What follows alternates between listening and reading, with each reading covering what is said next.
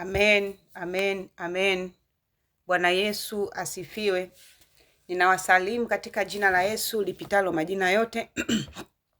Ni mimi mwinjilisti wako Pudensiana. Ninasogea tena mbele zako kwa ajili ya kuleta somo kwako. Basi kabla tujajua tunajifunza kuhusu nini leo, tumkaribishe Roho Mtakatifu, kwa maana yeye ndio anayetufundisha ili tupate maarifa. Sante Mungu Baba Mwenyezi kwa muda na wakati kama huu ambao umenipa tena na kuniridhia kibali cha kusogea mbele ya watoto wako hawa unaowapenda. Ninakushukuru Baba kwa nafasi hii, Muumba mbingu na dunia. Tazama namkaribisha Roho wako Mtakatifu akawafundisha watoto wako kupitia kinywa changu. Karibu Roho Mtakatifu, karibu Roho wa Bwana, ukawafundishe wale ambao umewakusudia kuyapata na kuyasikiliza haya ambayo nitakwenda kuyafundisha. Ninakushukuru Roho wa Bwana, sante, karibu. Ninamwachilia mtoto wako popote pale alipo. Ninamfunika kwa damu ya Yesu, najifunika kwa damu ya Yesu pia. Ninaomba Roho Mtakatifu ukawe pamoja nami. Kuanzia ninaanza mpaka ninamaliza, Roho Mtakatifu ukahusike katika jina la Yesu. Amen. Bwana Yesu asifiwe. Basi somo letu la leo au ujumbe wetu wa leo utahusu utakatifu. Utahusu utakatifu. Amen. Tutakwenda kuangalia maandiko matakatifu ya Mungu kutoka katika kitabu cha Kutoka sura ya 19 mstari wa 9 mpaka wa 11. Neno la Mungu linasema, Bwana akamwambia Musa, tazama mimi naja kwako katika wingu zito, ili watu hawa wasikie nitakaposema nawe, nao wapate kukuamini wewe, nawe hata milele. Musa akamwambia Bwana hayo maneno ya watu. Bwana akamwambia Musa, enenda kwa watu hawa, ukawatakase leo na kesho, wakazifue nguo zao, wawe tayari kwa siku ya tatu, maana siku ya tatu Bwana atashuka katika mlima wa Sinai machoni pa watu hawa wote. Bwana Yesu asifiwe. Tumesema neno letu la leo au somo letu la leo linahusu habari ya utakatifu. Nimekusomea katika kitabu cha Kutoka 19:9-11. Ninataka upate picha ya kuhusu utakatifu. Hapa Bwana alikuwa anaongea na Musa, anapotaka Mungu mwenyewe kuongea na wana wa Israeli ili wamuelewe Musa, wamuamini Musa. Mungu anasema maagizo anayotaka kumpa Musa, basi anataka na wao wayasikie kwa masikio yao ili waamini. Lakini kabla Bwana hajashuka kuongea nao, anataka kwanza wajitakase. Tena sio tu kujitakasa tu kwa namna gani, kwa kuomba labda toba na rehema, anataka wafue mpaka nguo zao. Kwamba wasijihudhurishe mbele za Mungu wakiwa wachafu wa mavazi. Hata nguo zao kumbe pia zinatakiwa ziwe nini? Ziwe safi. Wanatakiwa wafue nguo zao. Wajiandae kwa ajili ya kuisikiliza sauti ya nani? Kwa ajili ya kuisikiliza sauti ya Mungu. Kwa hiyo kuna utakatifu wa aina tatu. Kuna utakatifu wa aina tatu, na ndizo tutakazokwenda kuzichambua leo. Kuna utakatifu wa mwilini, kama hivyo umesikia watu wanatakiwa wafue mavazi yao. Kuna utakatifu wa rohoni, na kuna utakatifu wa mwilini na utakatifu wa rohoni, ambavyo vyote vinakwenda sambamba, vinakwenda pamoja. Bwana Yesu asifiwe. Tunapokwenda kuzungumzia kuhusu utakatifu wa mwilini, ni ile hali ya kuweka mwili wako katika kumpendeza Mungu. Umenielewa? Mwili wako unauweka katika kumpendeza Mungu, na sio tu Mungu, na jamii ya watu wote waliokuzunguka. Kwa namna gani? Kumbe basi unapaswa hata kama umeokoka uoge jamani. Oga, chana nywele zako vizuri kama ni fupi, kama ni ndefu basi hata zibane ziwe na muonekano mzuri, au kama unafunga kitambaa chako, funga kitambaa chako vizuri. Vaa vizuri, vaa kwa staha, vaa vizuri upendeze. Sio kwamba kwa sababu umeokoka basi hata kuvaa vizuri ushindwe. Vaa vizuri, lakini nguo ambazo zinaakisi utukufu wa Mungu, nguo safi, nguo za heshima. Umenielewa? Na vitu vingine kama hivyo. Ni kwamba hata muonekano wako wa nje unasaidia kumtukuza Mungu, unasaidia kumwelezea Mungu kwa muonekano wa nje, na jamii yote iliyokuzunguka ikikuangalia wewe inasema kwa kweli huyu mtu ana Mungu ndani yake, ana utakatifu ndani yake. Kwa sababu utakatifu wa Mungu wa mtu tunaanza kuangalia kuanzia mwilini. Ndio maana kuna vipengele vya mwilini, rohoni, mwilini na rohoni. Kwa kumbe tutaanza kumwangalia huyu mtakatifu wa Mungu kuanzia mazingira yake ya nje, kwa sababu mazingira yake ya nje pia yamebeba maana kubwa sana kwa watu ambao wanamwangalia ili wapate kujifunza kutoka kwake. Inahusiana pia na mazingira ya nje ya mwili wake. Umeona Kwa hiyo pia unatakiwa ujilinde na matendo ya mwilini. Ujilinde na matendo ya mwilini, ambayo haya matendo usipojilinda kwayo yatauchafua mwili wako na kuondoa dhana halisi ya mtu mtakatifu wa mwilini. Twende tukaangalie ni matendo gani ambayo yatakuchafua kimwili na ukabaki kuwa wewe sio mtakatifu, au ukashindwa kuwa kielelezo cha utakatifu. Twende tukaangalie kwenye kitabu cha Wagalatia sura ya 5 mstari wa 19, mstari wa 19 unasema hivi mpaka wa 21. Unasema, basi matendo ya mwili ni dhahiri, ndiyo haya: uasherati, uchafu, ufisadi, ibada ya sanamu, uchawi, uadui, ugomvi, wivu, hasira, fitina, faraka, uzushi. Hayo ni matendo ya mwili.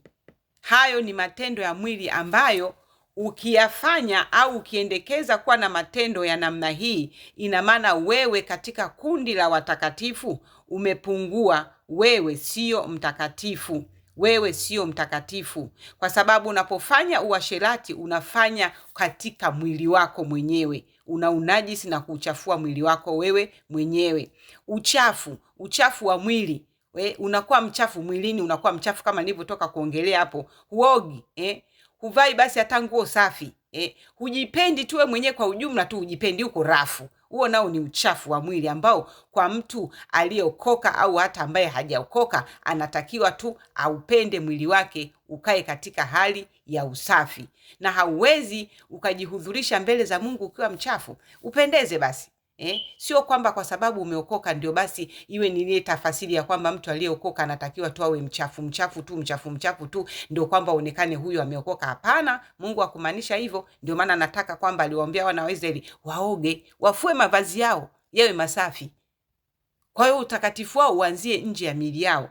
Umeona? Lakini anaongelea kuhusu ufisadi, anaongelea kuhusu ibada za sanamu, anaongelea kuhusu uchawi, anaongelea kuhusu uadui, anaongelea kuhusu ugomvi, wivu, hasira, faraka, uzushi, ulevi, ulafi, na mambo mengine kama hayo.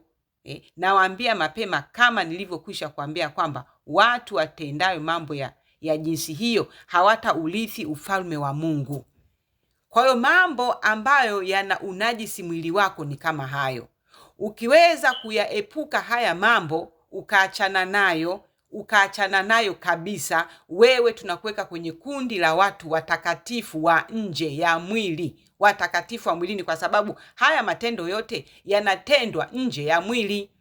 Ugomvi unatendeka nje ya mwili, uzushi unatendeka nje ya mwili, ulevi unatendeka nje ya mwili, hasira, ukiwa na hasira tu mtu anakuangalia anajua huyu ana hasira. Fitina, ufitinishaji ni nje ya mwili. Umeona? Vyote vinatendeka nje ya mwili. Umeona? Husuda, urafi, nje ya mwili. Mtu anapokula kupitiliza unamuona kabisa amekula kupitiliza, yuko nje ya mwili. Umeona? Kwa hiyo vitu kama hivyo, unapoabudu sanamu ni nje ya mwili. Kwa hiyo vitu kama hivyo ambavyo vinatendeka nje ya mwili wako ndio tunaviita kwamba vinakunajisi. Tunashindwa kukuita kama wewe ni mtakatifu wa mwilini. Unaweza ukavaa nguo ndefu sawa, unaweza ukafunga kilemba sawa, unaweza ukabana nywele zako sawa, unaweza ukapaka mafuta ukaoga vizuri ukapendeza sawa, lakini bado kuna matendo ambayo yanatakiwa yakamilishwe kutokana na matendo ya mwili. Ndio haya niliyoyataja. Umevaa kwa kujistiri, sawa kabisa, haina shida. Lakini mbona umevaa kwa kujistiri bado unaendelea kuwa una uasherati? Umevaa kwa kujistiri mbona bado wewe ni fisadi? Umevaa kwa kujistiri, sawa, mbona bado una ugomvi? Umevaa kwa kujistiri, mbona bado una hasira? Mbona bado una fitina? Mbona bado una faraka? Mbona bado ni mzushi? Mbona bado ni mrevi? Kwa hiyo tunaposema kwamba matendo ya mwili yawe yamekamilika, ni pamoja na mavazi, na pamoja na usafi, ni pamoja na haya matendo uwe umeyakamilisha. Huyu mtu ndio tutamuita ni mtakatifu wa wapi? Ni mtakatifu wa mwilini. Tunakuja kuangalia utakatifu mwingine, ni utakatifu wa rohoni. Utakatifu wa rohoni unahusisha matendo yote ya rohoni yanayompendeza Mungu. Umenielewa?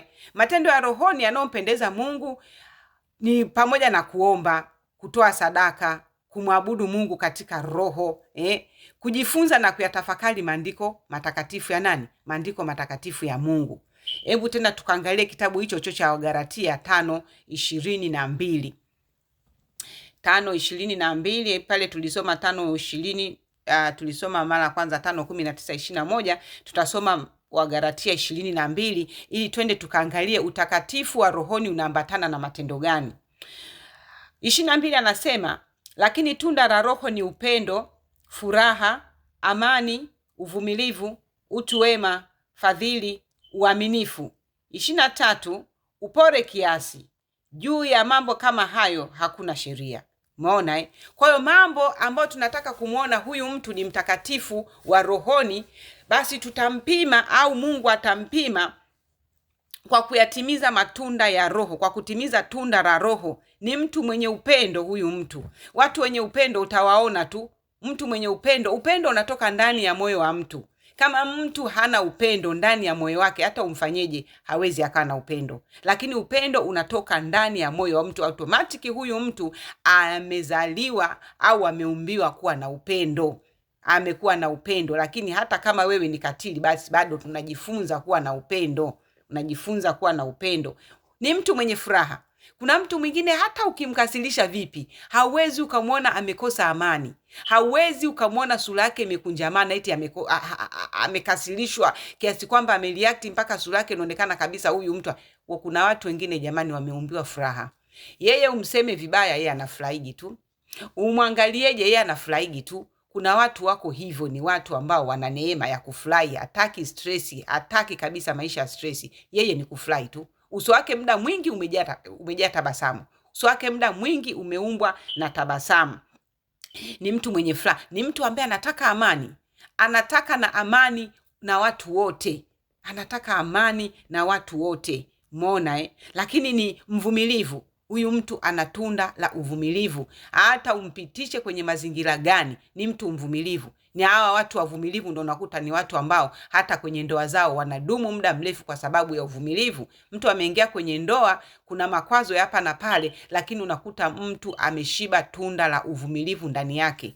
Awe ni mke au ni mume, atavumilia vituko vyote, makwazo yote, anaenda. Na watu wavumilivu makazini kwao wanapitia changamoto ngumu, lakini unakuta mtu ni mvumilivu. Na sehemu mbalimbali katika maisha kila siku kuna makwazo hapa na pale, lakini mtu ana uvumilivu, anakuvumilia. Mtu anakuvumilia kutokana na mapungufu yako, kwa sababu binadamu tumetofautiana, kuna mapungufu, lakini mtu anavumilia, anakubeba na mapungufu yako kama yalivyo. Tunaendelea kumuita huyu mtu ni mtakatifu wa ndani wa rohoni. Ni mtu mwaminifu, mtu mwema. Umenielewa?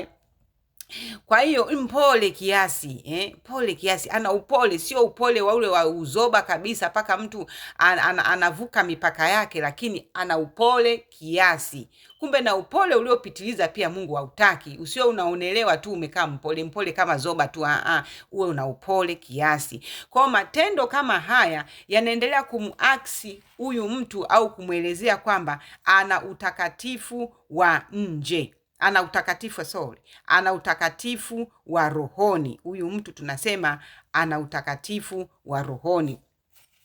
Lakini pia tukiangalia kwenye Luka 18 mstari ule wa kwanza, anasema kwamba akawaambia mfano ya kwamba imewapasa kumwomba Mungu siku zote wala wasikate tamaa.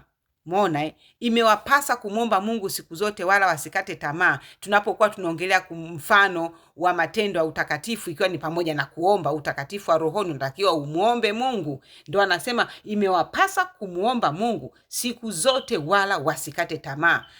Unapoendelea kusoma kule, akatolea mfano wa kadhi dhalimu, kwamba akasema palikuwa na kadhi katika mji fulani, hamchi Mungu wala hajali watu.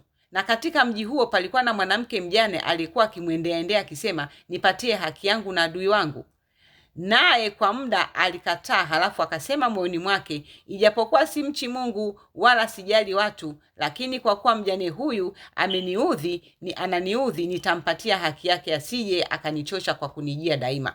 Kwa hiyo anaonyesha namna ya utakatifu wa rohoni pale ambapo natakiwa tuendelee kuomba pasipo kukata tamaa. Sasa huyu mjane ambaye alikuwa anamwendea kadhi dhalimu, na huyu kadhi alikuwa hajaokoka, alikuwa hamjui Mungu, lakini kutokana na ghasia za yule mwanamke kumwendea mara kwa mara akidai haki yake, huyu kadhi dhalimu akaona hebu nimtimizie huyu haja yake, ili huu usumbufu wa kufuatiliwa naye mara kwa mara na mimi uniepuke, kwa sababu tayari alikuwa ameshafanya nini? Alikuwa ameshamchoka.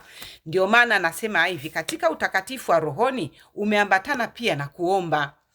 Imetupasa kuomba siku zote bila kufanya nini? Siku zote wala tusikate tamaa. Kwa hiyo endelea kumwomba Mungu huku ukiendelea kuyatimiza yale matendo ya utakatifu wa rohoni, kwa maana bila hayo matendo kuyatimiza, wewe bado utakuwa hauna utakatifu wa rohoni. Bado utakatifu wa rohoni utakuwa haujautimiza. Amina. Sasa tunaenda kuangalia utakatifu wa aina zote mbili, ambao ni utakatifu unaoakisi rohoni na mwilini pia. Utakatifu wa mwilini na rohoni ambao ni kipengele chetu cha ngapi? Ni kipengele chetu cha 3. Tunasema kwamba utakatifu wa mwilini na rohoni ni ile hali ambapo mtu anakuwa na ushuhuda wa ndani rohoni mwake. Rohoni mwako wewe unajishuhudia kwamba yale matendo niliyoyataja haunayo. Hauna chuki, hauna urafi, hauna ufisadi, hauna vile vitu ambavyo vinakunajisi ndani ya roho yako, vile vitu umeviepuka, haunavyo. Huyo mtu tunamuita mtakatifu wa rohoni, lakini unaambatana na kuakisi matendo ya mwilini. Tunaangalia ni kwamba mtu anakuwa mtakatifu rohoni na mwilini, vyote vinaenda sambamba. Rohoni mwake anajishuhudia kabisa ile matendo machafu ya rohoni hana, na mwilini mwake anajishuhudia kabisa ile matendo ya Wagalatia 5:9-21 hana, na matendo ya Galatia 5:22 hana, yanayomhusisha rohoni, na mwilini pia hana. Hata yeye mwenyewe akikaa akaanza kumwambia Mungu, nichunguze uone kama kuna njia iletayo majuto ndani yangu, yeye mwenyewe Mungu anamwambia, kwa kweli mwanangu, njia ambayo unaiendea iko sahihi. Iko sahihi. Wewe mwenyewe unaweza ukajipima mwenyewe, ukajifanyia evaluation wewe mwenyewe. Ni mambo gani ambayo unaona kabisa hapa bado nimepungua? Je, ni mtu wa hasira mara kwa mara, umeshindwa kuzizuia hasira zako? Huwa anasema mara nyingi sana. Kwa hiyo wewe mwenyewe unaweza ukajifanyia tu evaluation, ukajua kabisa hapa kuna sehemu nimepungua, kabla hata kumhusisha Mungu au Roho Mtakatifu akuchunguze. Wewe mwenyewe unaweza ukajichunguza na ukajua kabisa kwamba hapa mimi kuna sehemu siko sawa, kuna sehemu nimekosea, kuna sehemu nimepungua. Twende tukaangalie kwenye kitabu cha Ibrania. Tukaangalie kwenye kitabu cha Waibrania sura ya 12 na ule mstari wa 14. Anasema kwamba tafuteni kwa bidii kuwa na amani na watu wote, na huo utakatifu ambao hapana mtu atakayemwona Bwana asipokuwa nao. Umeona? Anasema tafuteni kwa bidii kuwa na amani na watu wote, na huo utakatifu ambao hapana mtu atakayemwona Bwana asipokuwa nao. Kwa hiyo sasa tunaangalia hapa pande zote mbili.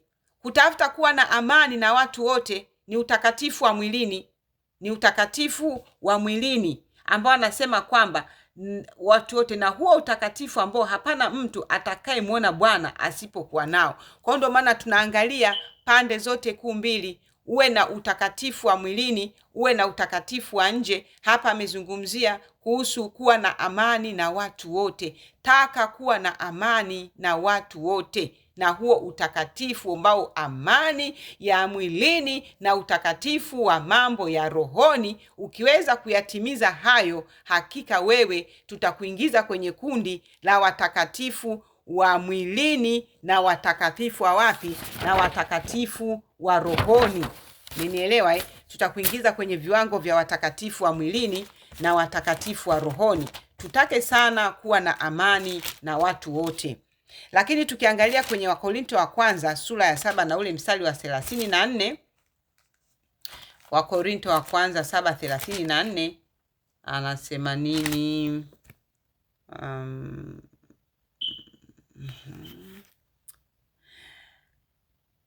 Anasema hivi: tena iko tofauti hii kati ya mke na mwanamwali.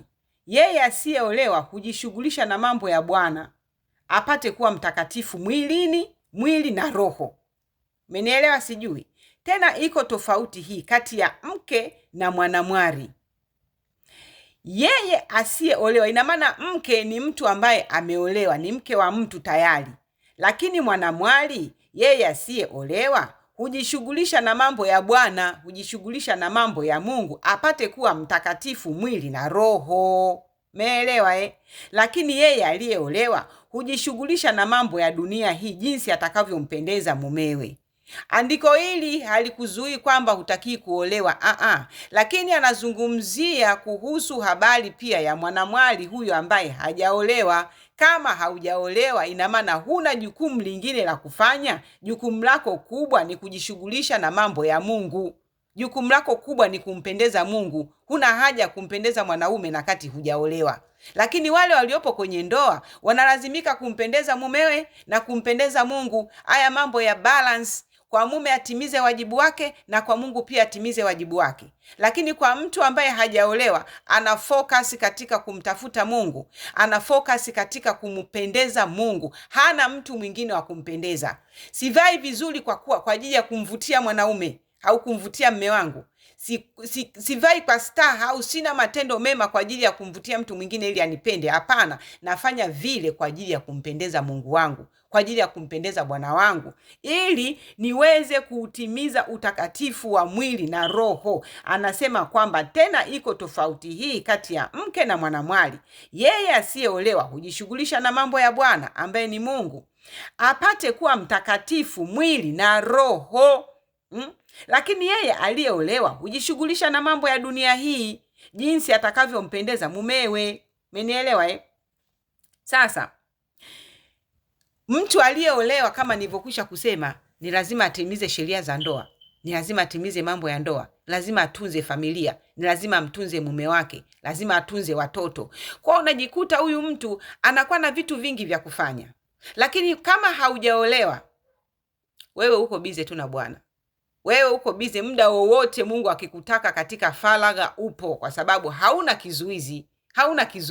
Kwa hiyo automatic mtu ambaye hajaolewa anakuwa ana asilimia kubwa za kutimiza utakatifu wa mwilini na rohoni. Na ninukuu vizuri, kwa sababu agizo la ndoa pia limetoka kwa Bwana, lakini kwa sababu mtu aliyeolewa anakuwa na majukumu mengi ya kufanya na kumpendeza mume zaidi, ili ndoa yake endelee kudumu kuliko kuwekeza kwa Mungu. Bwana Yesu asifiwe. Kwa hiyo wewe uliyeko kwenye ndoa, jitahidi pia kubalance.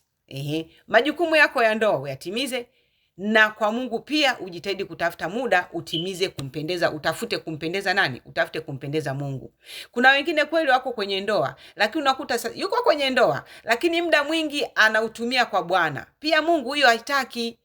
Wewe tayari umeshaingia kwenye kifungo cha ndoa, timiza masharti ya ndoa yako. Timiza majukumu ya nyumbani kwako. Mtimizie mume wako haki yake. Mtunze, ni mtoto huyu Mungu amekupa. Ni mtoto. Na mnapojaliwa kuwa pia na familia, hakikisha familia yako inapata malezi bora kutoka kwako. Sio sasa kwa sababu unataka kumpendeza Mungu ndio wewe unashinda kanisani muda wote, wewe uko kanisani muda wote. Hii familia nani ataitunza?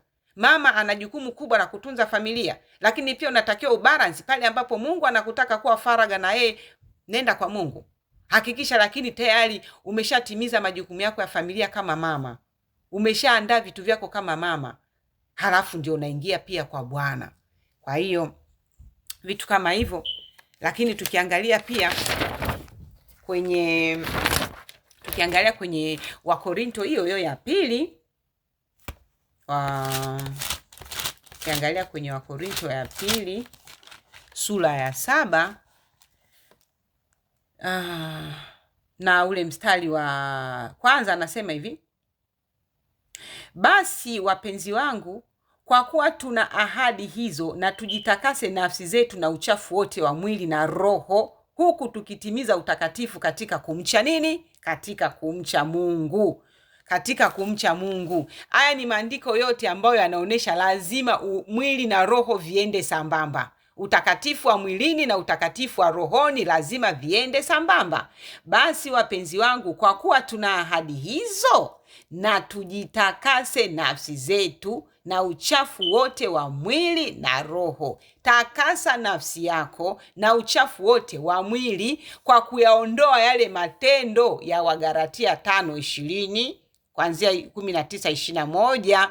Uyaondoe yale matendo ya mwili, na utakatifu wa rohoni kuyatimiza yale matendo ya Wagalatia 5 kuanzia 22. Hapo ndo unakuwa umetimiza utakatifu wa mwilini, umetimiza na utakatifu wa rohoni. Tujitakase nafsi zetu huku tukitimiza utakatifu katika kumcha Mungu. Kumbe katika kumcha Mungu pia nako tunatimiza au kutimiliza nini? Utakatifu. Hakuna utakatifu ambao nasema umetimia pasipo kumcha nani? Pasipo kumcha Bwana, pasipo kuomba. Nimewasomea mfano wa ule mama mjane na kadhi dhalimu.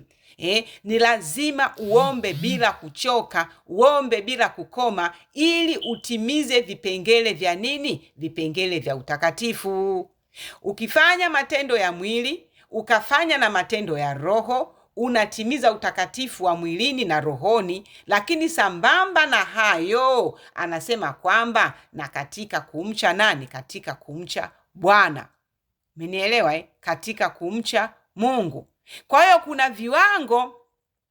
kuna viwango vya utakatifu. Viwango vya utakatifu ni utakatifu wa mwilini na rohoni. Lazima viwango vyake vyote viwe juu, viende sambamba. Mmenielewa? Viende sambamba. Yaani Mkristo aliyeokoka viwango vyake vya utakatifu viwe zaidi ya mtu asiye mtakatifu. Mmenielewa? Sijui wewe uliokoka lazima utofautiane na mtu ambaye hajaokoka, ili wewe wakikuona watu waseme kabisa huyu ameokoka. Ni tofauti na mlevi. Yaani matendo yako yasiwe sawa na mlevi, na kati yule hajaokoka wewe umeokoka. Kwa hiyo viwango vyako vya utakatifu wa mwilini, viwango vyako vya utakatifu wa rohoni viwe juu zaidi ya wale watu ambao hawajaokoka, ili watu wakikuona wakutofautishe na mtu ambaye hajaokoka. Utofautiane naye. Lazima tutofautishwe. Lazima tuwe katika magrupu mawili tofauti kati ya waliookoka na watu ambao hawajaokoka. Kwa hiyo tunatakiwa sisi tuliookoka viwango vyetu vya utakatifu viwe vya juu sana, ili tuweze kutofautishwa katika matendo ya mwilini na katika matendo ya wapi? Na katika matendo ya rohoni mwetu. Tutofautiane na watu ambao hawajaokoka. Angalia kwenye mstari wa Mathayo kutoka 5:20, anasema kwamba maana nawaambia ya kwamba haki yenu isipozidi hiyo ya waandishi na Mafarisayo, hamtaingia kamwe katika ufalme wa Mungu. Haki yenu, anasema, maana nawaambia ya kwamba haki yenu isipozidi hiyo haki ya waandishi na Mafarisayo, hamtaingia kamwe katika ufalme wa Mungu. Sijui kama umenielewa. Haya maandiko yako katika Agano Jipya. Maana mambo mengine ukisoma mtu anasema ni Agano la Kale, lakini Yesu hakuja kutangua, amekuja kutimiliza. Sasa hapa anasema haki yenu isipozidi haki ya waandishi na Mafarisayo, hamtaingia kamwe katika ufalme wa mbinguni. Kwa hiyo ndio maana anasema utakatifu wako wa nje na wa ndani uzidi hawa ambao hawajaokoka, uwazidi. Isije ikawa kwamba wewe unaonekana kwamba umeokoka, lakini basi matendo yako hayana tofauti na mtu ambaye hajaokoka. Wanashindwa watu kukuweka huko kwenye grupu gani? Tuambie, upo kwenye grupu gani? Upo kwenye grupu la waenda mbinguni au upo kwenye grupu la watu wanaobaki duniani? Hueleweki. Kwenye pool table upo, lakini unasema mimi nimeokoka. Vilabuni, kwenye pombe ba upo, lakini unasema mimi nimeokoka. Mtu akikuangalia nje anasema kabisa huyu mavazi yake ni ya mtu mwenda mbinguni, ameokoka kabisa, mavazi yanakutambulishaje. Lakini kumbe ndani yako matendo, tunda la upendo huna, tunda la Roho huna hata moja. Nafsi yako inakushuhudiaje ndani? Nafsi yako imebeba chuki, nafsi yako imebeba hasira. Kumbe basi matendo ya mwili yaende sambamba na matendo ya rohoni. Huyu mtu ndio tunamkamilisha katika utakatifu wa ndani ya mwili na nje ya mwili. Hata kuna maandiko yanasema kwamba watakatifu walioko duniani hao ndio Mungu anapendezwa nao. Umejikana, umejidhili. Usifikiri kwamba eti tutakwenda kuwa mtakatifu mbinguni, kule hakuna dhambi. Unaanza kupimwa kwanza kuyavuka matendo ya hapa duniani. Unavuka kwanza vita vya hapa duniani. Ukivishinda vita vya hapa duniani, ndio tunakuita sasa we ni mtakatifu wa mwilini na rohoni. Kwa hiyo kwa maana kwamba ili somo likusaidie yote, sasa likusaidie kuyatimiza yote. Kwa maana ya utakatifu wa mwilini na utakatifu wa rohoni. Ni rahisi sana mtu kuwa mtakatifu wa mwilini lakini akashindwa kuwa mtakatifu wa rohoni. Kwa sababu hakuna anayekuchunguza kwenye nafsi yako. Ni wewe mwenyewe na Mungu wako. Sometimes chuki tutaziona za waziwazi. Sometimes roho mbaya tutaiona tu ya waziwazi. Wewe na Mungu wako uko rohoni. Nafsi yako inakushuhudia nini? Roho yako inakushuhudia nini? Una vikao vingapi vya rohoni mwako unavisengenya kwa watu ambao humuhusishi mtu mwingine? Ni wewe na roho yako unasengenya. Kwa kuna vitu vingi ambavyo natakiwa tuviangalie kama tulivyoangalia maandiko matakatifu ya Mungu, hasa kwenye kitabu cha Wagalatia. Kwa hiyo Mungu akusaidie sana katika kutunza utakatifu wako. Mungu akusaidie sana. Akusaidie tunapofua mavazi yetu, basi tukumbuke kufua na roho zetu. Tuzitakase roho zetu kwa kutimiza yale matunda, kutimiza tunda la Roho. Bwana Yesu asifiwe.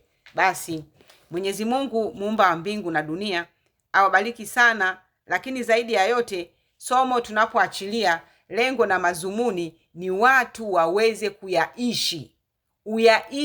uyaishi haya mambo katika haya mafundisho katika maisha yako ya kila siku. Hapo ndipo utaweza kuvuka. Lakini ukipata somo ukalisikiliza ukaliacha kama lilivyo, halitakusaidia kitu chochote. Tunapojifunza maandiko matakatifu ya Mungu, kama kuna kitu cha kukichukua ukaambatana nacho kilicho chema, basi kichukue, kiwe msaada katika kukusaidia kugeuka na kuwageuza wengine. Basi unapopata ujumbe huu, usisahau kusubscribe, usisahau kushare, usisahau kucomment. Share kadri wezavyo, ili na watu wengine basi wapate kugeuzwa nia zao, wawe na utakatifu wa mwilini na utakatifu wa rohoni.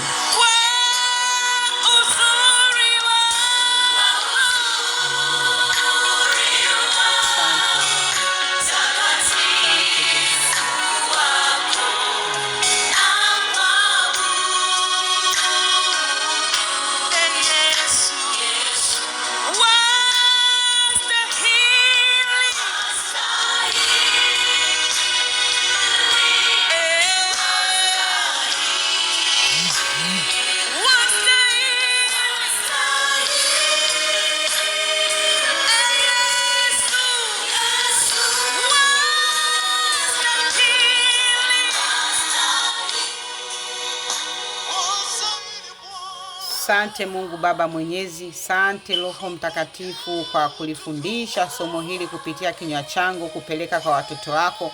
Ninawaombea wale uliowakusudia watakapolipata basi wasilipuuzie, wakailiishi katika maisha yao kila siku ili kuweza kutimiza utakatifu wa mwilini na utakatifu wa rohoni. Sante Roho Mtakatifu, kawasaidie watu wako hawa kuendana sawasawa na vile jinsi ambavyo Mungu anatutaka tuenende, katika jina la Yesu. Amen.